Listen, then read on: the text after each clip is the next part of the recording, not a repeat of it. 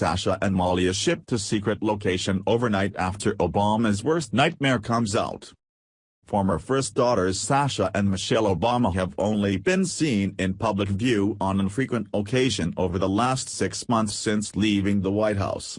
While their parents traveled the globe mostly without them, the two Obama darlings have been left at home. However, the sisters were reportedly shipped off overnight to a secret destination for the first time without either of their parents, for a stay that doesn't seem to have a deadline.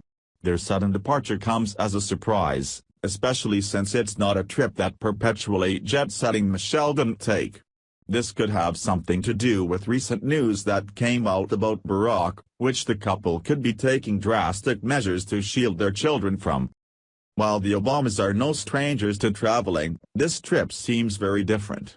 The former first family just returned from a lengthy family vacation in Indonesia, and Barack and Michelle haven't been at their new D.C. home for longer than a few days at a time since becoming civilians. However, their daughters don't typically jet-set off without one of their parents until this past weekend when they were seen at a small, intimate location in Palm Springs, California, local news confirms. The facility isn't exactly what they have grown accustomed to, with just 20 bungalows on the property as opposed to a massive resort or private residence that they typically retreat to. A Palm Springs restaurant has confirmed Sasha and Malia Obama were in the Coachella Valley this weekend, according to KESK.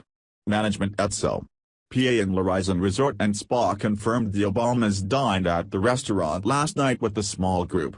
They also said Saturday night was the last dinner service before the restaurant closed for the rest of the summer.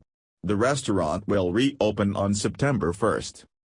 Of all of the places in this country and beyond for two entitled teens to vacation away from the parents, it's a little strange that they would either pick or be sent to a remote desert retreat that's more fit for their father than his 18 and 16-year-old daughters.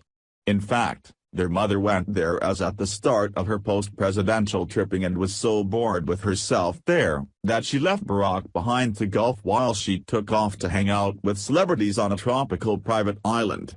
What's not so strange, however, is the timing of this particular trip based on what Barack Obama's nemesis has scheduled against him.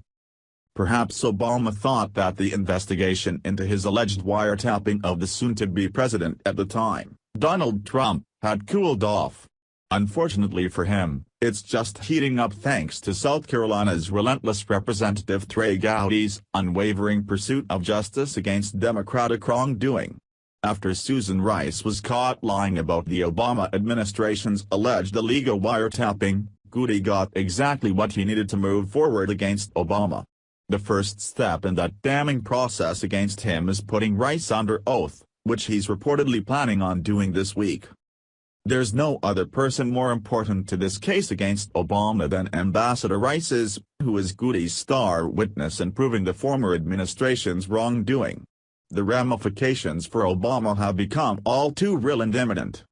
Proof that he's freaking out is that he just made an effort to block investigators from accessing sensitive records regarding the unmasking of Rice.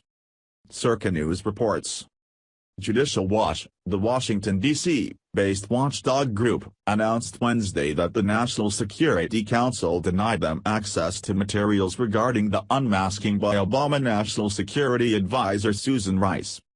The National Security Council informed Judicial Watch in a letter that its request for records submitted by the intelligence community of former National Security Advisor Susan Rice or her team have been moved in with other property that now belongs to the Barack Obama Presidential Library. Judicial Watch submitted a Freedom of Information Act (FOIA) request on April 4, 2016. Tom Fitton, president of the Judicial Watch, said the group made the request because they believe that the Obama administration misused the intelligence powers granted to the president despite his domestic political opponents.